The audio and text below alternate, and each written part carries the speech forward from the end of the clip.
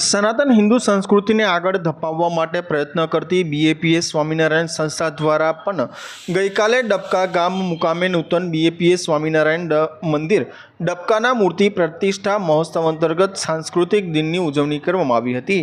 જે સાંસ્કૃતિક કાર્યક્રમમાં પારિવારિક એકતા, બાળ સંસ્કાર, યુવા સંસ્કાર, વડીલોની સાથે કેવી રીતે શિસ્તબદ્ધ રહેવું, અતિથિ અને વડીલોને કેવી રીતે આદરભાવ આપવો, આવું સંપૂર્ણ જ્ઞાન, અલગ અલગ સંવાદ, અલગ અલગ નૃત્ય ડાયરા, સંગીતમય વાર્તા અને આવી અનેક પ્રવૃત્તિઓ દ્વારા રજૂઆત કરવામાં આવી હતી, જેના ઉદ્દેશ્ય સાથે બાળકોમાં સંસ્કારનું સિંચન થાય અને સત્ય માર્ગ તરફ આગળ વધે, જેમાં સમગ્ર ભારત વર્ષ સમાજ અને સાથે સાથે પોતાના ઘર પરિવારને પણ મદદરૂપ થઈ પોતાના ભવિષ્યને સાચી દિશા તરફ પ્રયાણ કરાવે એવા અનેક કાર્યક્રમો આ સાંસ્કૃતિક કાર્યક્રમમાં પ્રદર્શિત કરવામાં આવ્યા હતા।